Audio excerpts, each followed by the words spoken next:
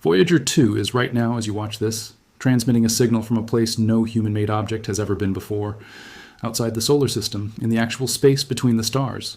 And that signal, traveling at the speed of light, takes over 18 hours just to reach us. Every piece of data it sends back is a description of somewhere humans have never been and may never go. But here is what nobody tells you about that signal. In 2023, NASA almost lost it forever. Not because of a malfunction, not because of old age, because of a single wrong command sent from Earth. And what happened next, and what Voyager 2 actually found out there in the dark between stars, is something that deserves to be talked about far more than it is. Subscribe and stay right here. On the 20th of August, 1977, a rocket lifted off from Cape Canaveral, carrying a spacecraft weighing about 1,190 pounds. It had a golden record attached to its body. A 12-inch gold-plated copper disc containing sounds and images selected to represent the diversity of life on Earth. Music, greetings in 55 languages, the sound of rain, the sound of a mother's first words to her newborn. It was addressed to anyone or anything that might one day find it. Nobody at the time seriously expected that address to be delivered. The spacecraft was Voyager 2, and 47 years later, it is still out there, still moving, still transmitting. Located right now at a distance of approximately 8 billion miles from the sun, so far that a signal from it, traveling at the speed of light, takes over 18 hours to reach the antennas we have pointed at it here on Earth. It is the only spacecraft in history to have flown past all 4 of the solar system's giant planets, Jupiter, Saturn, Uranus, and Neptune, and then kept going. And in 2018, it crossed a boundary that humans had theorized about for decades but never actually reached. It crossed the heliopause, the edge of the bubble the sun creates around itself, and entered interstellar space, the actual space between stars. No human-made object had ever done that before Voyager 1, and no human-made object has done it since Voyager 2. These are, right now, the only 2 objects humanity has ever sent beyond the solar system's edge. 2 spacecraft, both launched in 1977, both running out of power, both irreplaceable. But before we get into what Voyager 2 actually found when it crossed that boundary, you need to understand the journey that got it there. Because it is one of the most remarkable stories in the history of space exploration, and most people only know a small piece of it. When engineers at NASA's Jet Propulsion Laboratory were planning the Voyager missions in the early 1970s, they noticed something extraordinary in the mathematics of planetary orbits. Every 175 years or so, the outer planets of the solar system align in a configuration that allows a spacecraft, if launched at exactly the right time and angle, to use the gravity of each planet in sequence to slingshot toward the next one. Jupiter to Saturn to Uranus to Neptune, using each planet's gravitational pull to accelerate and redirect without burning any additional fuel. This alignment was coming in 1977. The next time it would happen would be 2153. If NASA missed this window, nobody alive today would live to see another one. They did not miss it. The mission was called the Grand Tour, and Voyager 2, launched on August 20th, 1977, 16 days before Voyager 1, despite the numbering, was the spacecraft assigned to take full advantage of it. Voyager 1 was given a slightly different trajectory that would get it to Jupiter and Saturn faster, but skip Uranus and Neptune entirely. Voyager 2 took the longer path, the complete path. In March of 1979, Voyager 2 flew past Jupiter at a distance of about 570,000 kilometers from the cloud tops. It captured images of the Great Red Spot in detail never seen before. It discovered active volcanoes on Io, the first active volcanic eruptions ever detected on a world other than Earth. It photographed the intricate structure of Jupiter's ring system, which had only just been discovered, and it measured the radiation environment around Jupiter with instruments that gave scientists their most detailed picture yet of the most powerful magnetic field of any planet in the solar system. Then it used Jupiter's gravity to bend its path toward Saturn. In August of 1981, Voyager 2 arrived at Saturn. It flew close enough to photograph the individual ringlets within the famous ring system, thousands of them braided and kinked by the gravitational influence of small shepherd moons. It discovered 2 new moons. It studied the atmosphere of Titan, Saturn's largest moon, from a distance, detecting the thick nitrogen haze that would later become the target of the Cassini-Huygens mission. And it measured the exact mass and density of several of Saturn's moons with a precision that reshaped what scientists understood about the outer solar system. Then it used Saturn's gravity to bend its path toward Uranus, January 24th, 1986. Voyager 2 arrived at Uranus, the only spacecraft that has ever done so. The flyby lasted a matter of hours at closest approach. In that narrow window, Voyager 2 discovered 10 new moons, 2 new rings, and revealed that Uranus has a magnetic field tilted at an angle of 60 degrees relative to its rotation axis, something completely unexpected. The planet is also tilted on its side, with its poles pointing nearly at the sun rather than up and down. Voyager 2 was the only mission that ever flew close enough to study what that bizarre axial tilt actually does to the planet's magnetosphere and atmosphere in real time. Then it used Uranus's gravity to bend its path toward Neptune. August 25th, 1989. Voyager 2 reached Neptune, again the only spacecraft ever to do so. It flew within about 4,150 kilometers of Neptune's north pole, closer to Neptune than it had come to any other planet, and it captured images that shocked the science community. Neptune had an enormous storm system, the Great Dark Spot, comparable in scale to Jupiter's Great Red Spot, but made of something different. It discovered 6 new moons, including Proteus, which turned out to be larger than Nereid, which had been known from Earth-based telescopes for decades. It flew close enough to Triton, Neptune's largest moon, to photograph its surface and detect geysers of nitrogen gas erupting from its south pole. Triton orbits Neptune backwards, so in the opposite direction to the planet's rotation, which strongly suggests it is a captured object that was once a free-floating body in the outer solar system, grabbed by Neptune's gravity billions of years ago. After Neptune, there was nothing left to fly past. Voyager 2 pointed itself outward, away from the sun, and began the longest and most solitary leg of its journey, not toward any specific target, just out, into the heliosheath, through the determination shock, and eventually through the heliopause. To understand what the heliopause actually is, you need to understand the heliosphere. The sun is constantly releasing a stream of charged particles, protons, electrons, helium nuclei. This is the solar wind. It flows outward from the sun in all directions at speeds of roughly 400 kilometers per second, about 1 million miles per hour. It blows past every planet, every moon, every asteroid in the solar system, carrying the sun's magnetic field with it and creating a giant bubble of influence that extends far beyond Neptune. That bubble is called the heliosphere. Inside it, the solar wind dominates. The sun's magnetic field shapes the environment. Particles from the sun fill the space. But the sun's influence does not extend forever. Eventually, the solar wind runs into the pressure of the gas and particles filling the space between stars, the interstellar medium, and slows. The exact boundary where the solar wind finally stops flowing outward and the interstellar environment takes over is the heliopause. For most of human history, this boundary was entirely theoretical. Scientists had modeled where it should be and what crossing it might feel like, but nobody had ever been there. Then Voyager 2 arrived. The first major boundary it crossed, well before the heliopause, was the termination shock. This is where the solar wind flowing outward at supersonic speed for billions of miles abruptly slows down, not because anything stops it, but because the pressure of the interstellar medium building up from outside pushes back. The solar wind compresses, heats up, and drops from supersonic to subsonic speed at this boundary. Voyager 2 crossed the termination shock in August 2007 at a distance of about 84 astronomical units from the sun. 1 astronomical unit is the distance from Earth to the sun, 84 of them. Voyager 1 had crossed the termination shock 3 years earlier, in December 2004, at a distance of about 94 astronomical units.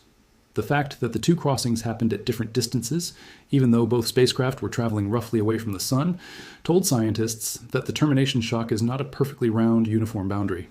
It varies in position depending on the direction you approach from. The side of the heliosphere facing into the direction the solar system moves through the galaxy is more compressed. The trailing side is more stretched out. After the termination shock came the heliosheath, the thick, turbulent region between the termination shock and the heliopause. This is where the slowed solar wind piles up and swirls around before being deflected around the heliopause boundary. Voyager 2 spent 11 years crossing the heliosheath, sending back measurements of particle densities, temperatures, and magnetic field directions the entire time. And then, on November 5th, 2018, everything changed. The plasma science instrument on Voyager 2, an instrument that Voyager 1 no longer had working when it crossed in 2012, detected a sharp drop in solar wind particle density. Not a gradual taper. A sharp drop. The solar wind essentially went to zero. Almost simultaneously, the instrument recorded a sharp spike in cosmic rays coming from outside. High-energy particles from the galaxy, previously blocked by the solar wind, were suddenly flooding in. Voyager 2 had crossed the heliopause. The crossing happened over roughly a day of measurement time, which sounds like a long boundary, but at 12 billion miles of distance, a boundary you can cross in a day is extremely sharp. Now here's where the data gets genuinely strange. Scientists had expected the temperature outside the heliopause, in the local interstellar medium, to be colder than the heliosheath just inside. The interstellar medium is sparse and should be cooler. It was not. The temperature of Voyager 2, measured in the interstellar medium right outside the heliopause, was significantly higher than in the heliosheath inside. Researchers measured the electron density and temperature of the plasma and found values around 30,000 to 50,000 Kelvin, hotter than expected. Some analyses of specific measurements pushed the figure even higher. The outer boundary of the solar system's bubble was surrounded by unexpectedly warm material. The models had not predicted this, and scientists are still working to fully explain why it is there. The magnetic field direction at Voyager 2's crossing location was almost parallel to the magnetic field inside the heliosphere. There was very little change in direction, yet the particle data was completely clear. The solar wind had stopped, and the cosmic rays had increased. The spacecraft was definitely outside. The difference in magnetic field behavior between the two crossings, Voyager 1 heading north of the solar system's equatorial plane, Voyager 2 heading south, tells scientists that the heliopause is not a simple boundary. The galactic magnetic field does not wrap uniformly around the heliosphere. The orientation and strength of the external magnetic environment varies significantly depending on direction. This asymmetry changes our models of the heliosphere's shape and of how the solar system interacts with the surrounding galaxy. The third finding from the crossing was about cosmic rays, and this one has implications for life on Earth. Cosmic rays are extremely high-energy particles, mostly protons, but also heavier nuclei that travel through the galaxy at close to the speed of light. They are produced by violent events, supernova explosions, the environments around neutron stars and black holes, the shock waves from ancient stellar collisions. They fill interstellar space constantly. Inside the heliosphere, the solar wind deflects and scatters many of these cosmic rays. The sun's magnetic field acts as a partial shield, not complete. Some cosmic rays get through and reach Earth, contributing to background radiation here on the surface. But the heliosphere reduces the intensity of galactic cosmic rays significantly compared to what exists in interstellar space. Voyager 2 measured that difference directly for the first time. Outside the heliopause, the cosmic ray intensity is dramatically higher than inside. The data from Voyager 2's crossing gave scientists their most precise measurement yet of how effective the heliosphere is as a radiation shield. And the answer matters enormously, not just for future spacecraft, but for understanding why life on Earth developed the way it did. The heliosphere has been protecting Earth from the full intensity of galactic cosmic radiation for the entire history of life on this planet. Without it, the surface of Earth would be bathed in significantly higher doses of high-energy particles. How much higher? Voyager 2's direct measurements give us the best real number we have. The cosmic ray flux in interstellar space is roughly 2 to 3 times higher than what we measure inside the heliosphere near Earth. That difference, multiplied across billions of years, may have played a role in shaping the pace and pattern of mutation in living organisms. It is a sobering thought. The sun's magnetic wind is not just warming the planets. It may be one of the reasons complex life developed here at all. For future human spaceflight, the implications are direct. Any crewed mission beyond the heliopause, to another star system, would need radiation shielding designed for interstellar cosmic ray levels, not just the levels we measure in the inner solar system. Voyager 2 did not just discover what lies beyond the solar system's edge. It gave mission planners the first real measurement of exactly what they would need to protect people from. Now let's talk about the moment NASA nearly lost all of this. On the 21st of July, 2023, engineers at JPL sent a routine command sequence to Voyager 2. Due to an error in the sequence, a single command that rotated the spacecraft 2 degrees off its expected orientation, the antenna on Voyager 2 ended up pointing slightly away from Earth, just 2 degrees. At a distance of over 12 billion miles, 2 degrees of misalignment is enough to break the communication link entirely. The signal from Voyager 2 disappeared. The team at JPL sat with that silence for days. They knew the spacecraft was programmed to perform automatic resets of its antenna orientation several times a year, a failsafe built into the mission design precisely for situations like this. But the next scheduled reset was months away. Engineers could not simply wait. They tried something unprecedented. Using the largest dish antennas in NASA's Deep Space Network, the massive 70-meter dishes designed to communicate with the farthest spacecraft ever launched, they sent a command signal in the direction of Voyager 2's estimated position, not the direction where the spacecraft's antenna was pointing, the direction the spacecraft's body was, shouting into space and hoping the signal would register on whatever receiving equipment was still facing vaguely the right way. On August 4th, 2023, 2 weeks after the blackout began, they received a faint carrier signal, not data, just the carrier tone, the raw electromagnetic signal that indicates the spacecraft is alive and transmitting. The antenna was still misaligned, the carrier was too faint to carry actual scientific data, but it confirmed Voyager 2 had not failed. Then, on August 12th, 2023, the scheduled automatic reset fired. Voyager 2's antenna swung back into alignment. Full contact was restored. Data began flowing again. 24 days of silence, ended by a spacecraft following instructions written into its software nearly half a century ago, executing a routine subroutine on a clock that had been ticking since 1977. The incident was a reminder of exactly how precarious this connection is. Every command sent to Voyager 2 takes 18 hours and 43 minutes to arrive. A response takes another 18 hours, 43 minutes to return. There is no real-time interaction. There is no quick correction. Every instruction has to be right the first time, and the consequences of a mistake can take more than a day to even become visible. The team managing Voyager 2 today operates under constraints that are almost incomprehensible. The original engineers who designed and built the spacecraft are mostly retired or have passed away. The documentation was written before personal computers existed. The programming language used in Voyager 2's flight computers, Fortran and assembly language on custom-built chips, is not taught anywhere anymore. There is a small number of engineers who still understand it, and each time one of them leaves the program, institutional knowledge that cannot be easily replaced goes with them. The computers on board Voyager 2 have roughly 68 kilobytes of memory. A single low-resolution photograph taken on a modern smartphone contains more data than the entire memory available to one of the most distant human-made objects in existence. And yet this machine, built with technology from the era of 8-track tapes and rotary phones, is operating in interstellar space and returning data that no modern instrument can replicate. The power situation is the other pressure the team lives under every single day. Voyager 2 is not powered by batteries. It has no solar panels, which would be completely useless at 12 billion miles from the sun, where sunlight is 45 billion times dimmer than at Earth's surface. Instead, it runs on radioisotope thermoelectric generators, or RTGs. These devices contain pellets of plutonium-238, which is radioactive and naturally generates heat as it decays. That heat is converted directly into electricity by thermoelectric materials. No moving parts, no turbines, just the steady conversion of nuclear decay into current. At launch in 1977, Voyager 2's RTGs produced approximately 470 watts of electrical power. Today, they produce roughly 40 watts. That decline is predictable. It follows the known half-life of plutonium-238, which is 87, 7 years. After 47 years of decay, the heat output is simply lower. There is no way to recharge or replace these generators from Earth. They cannot be refueled remotely. The power curve is fixed by physics, and it only goes in one direction. 40 watts to run everything. The computers, the transmitters, the heaters that keep the remaining electronics from freezing in the cold of interstellar space, where temperatures outside the spacecraft are around 7 Kelvin, just above absolute zero. The 5 scientific instruments that are still operating. To stretch the remaining power across all of those systems, engineers have made increasingly painful choices over the decades. Heaters have been turned off, accepting the risk that sensitive components might fail in the cold. Instruments that were no longer returning unique data have been shut down.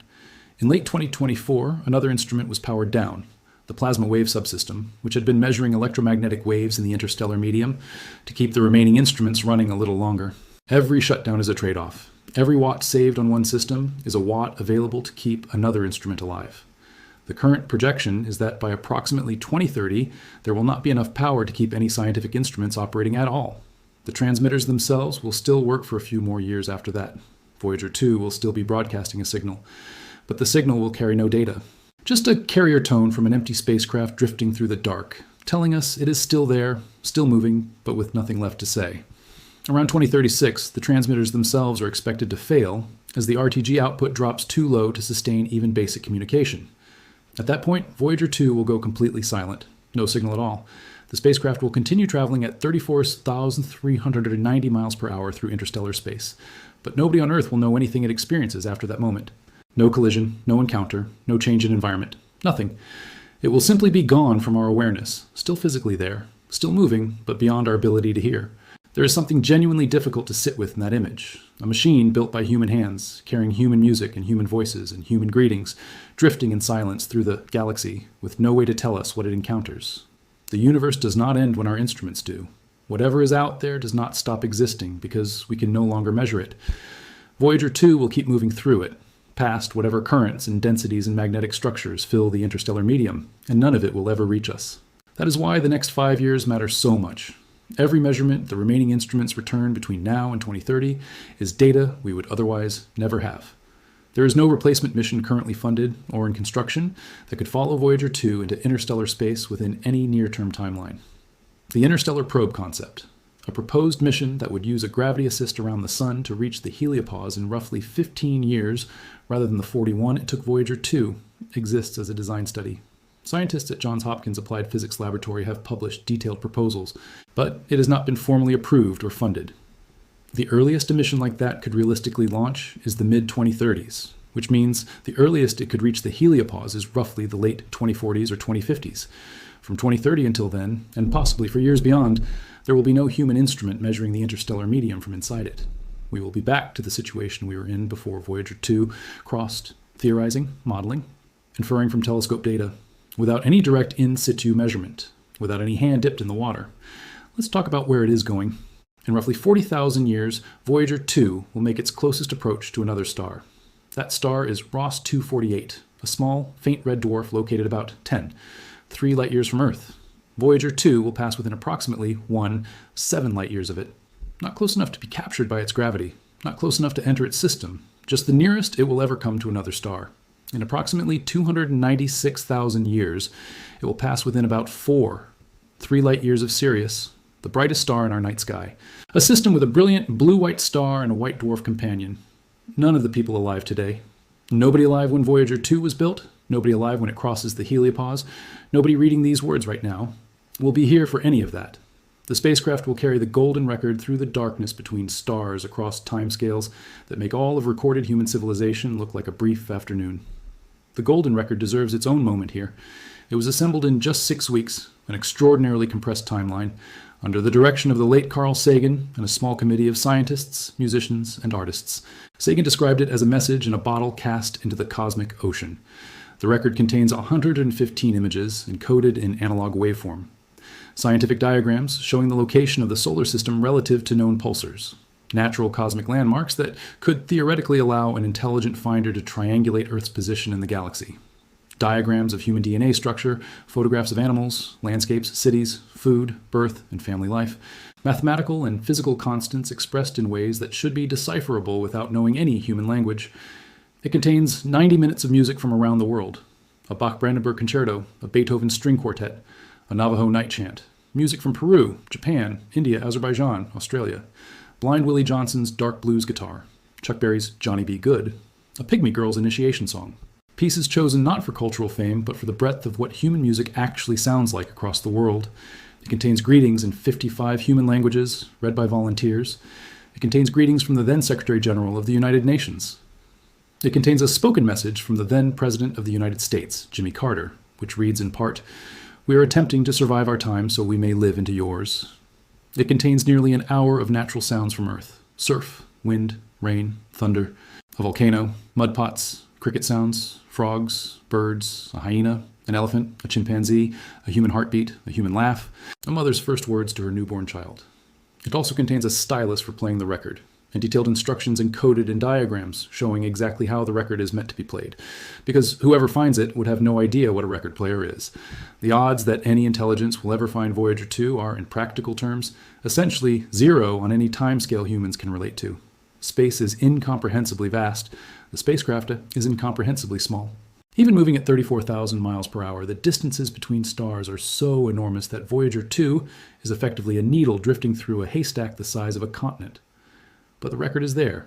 It is moving, and as long as the spacecraft is not destroyed, by collision, by radiation damage to the disk itself over millions of years, it will keep traveling. The physics of space in the absence of friction means a body in motion stays in motion essentially forever. There is one final part of the Voyager 2 story that most people have never heard, and it might be the most scientifically important of all. Voyager 2 is the only spacecraft that ever flew past Uranus. It is the only spacecraft that ever flew past Neptune. Everything we currently know about the detailed structure of those two worlds, their magnetospheres, their ring systems, their moons, their atmospheric dynamics, comes almost entirely from a few hours of close observation by a spacecraft that has since left the solar system entirely. No mission has returned to Uranus since 1986. No mission has returned to Neptune since 1989. Think about what that means. The two outermost planets of the solar system, massive worlds with dozens of moons between them, with complex magnetic fields tilted at extraordinary angles, with ring systems, weather patterns, and internal structures we barely understand, have not been visited by any spacecraft in over 35 years. The only data we have came from a probe designed in the 1960s and early 1970s, built from technology that was cutting edge at the time and is now completely obsolete. Uranus has a magnetic field tilted 60 degrees away from its rotation axis, an offset from the planet's center, a configuration unlike any other planet we have studied. What generates a magnetic field like that? We do not know. What does the interior of Uranus actually look like? Is it a fluid ice giant? Does it have a defined core? Does it have internal heat? We have models and guesses, but almost no real data. Neptune's moon Triton orbits backwards. It has nitrogen geysers. Its surface looks like a cantaloupe, a bizarre terrain of intersecting ridges and depressions unlike anything else in the solar system. And it is probably a captured Kuiper Belt object, meaning it was once a free-floating body in the outer solar system like Pluto, and was grabbed by Neptune's gravity long ago. What does that captured history look like in the ice and rock of its interior? What chemistry is happening beneath that nitrogen geyser-spotted surface? We cannot answer these questions without going back. And the scientific community has recognized this. The 2023 Planetary Science Decadal Survey, the document where the U.S. planetary science community prioritizes which missions to pursue over the next decade, ranked a Uranus orbiter and probe as the single highest priority flagship mission. Above everything else, above a Mars sample return, above an ocean world mission, above everything. But a Uranus mission of that scope would not launch until the late 2030s at the earliest, and it would take over a decade to travel there, meaning the first new close-up data from Uranus would arrive sometime around 2050, more than 65 years after Voyager 2 flew past. For now, the only close-up record we have of those two worlds lives in the data archives built from a few hours of observations made by a spacecraft now sailing through interstellar space on 40 watts of power. When you hold all of this together, the Grand Tour, the heliopause crossing, the 2023 blackout, the dying power supply, the golden record, the unvisited worlds, Voyager 2 stops being just a spacecraft. It becomes something harder to describe. A physical record of what humans were capable of in 1977, a machine that used gravity as fuel and covered 8 billion miles without any form of propulsion after its initial launch, a messenger still talking after nearly half a century, a scientific instrument measuring something no other instrument can measure, from somewhere no other instrument can reach, with 5 years left to run. Every day that Voyager 2 is still operating, that 40-watt signal is still crossing 8 billion miles of space and arriving at our antennas here on Earth is a day we are still receiving something from outside the solar system, something real, something measured, something that no model, no telescope, no simulation can give us. And every one of those days is one fewer we have left. Subscribe if you want to follow what it finds with the time that remains. This channel covers real missions, real data, and real discoveries. No fiction needed when the actual universe is this extraordinary. Drop a comment below. Do you think NASA should prioritize a dedicated interstellar probe as the next generation mission after Voyager goes silent? There is a real concept already in early development called the interstellar probe, with proposals for a spacecraft that could reach the heliopause in just 15 years using a gravity assist around the sun. Tell me below if you want a full video on that next.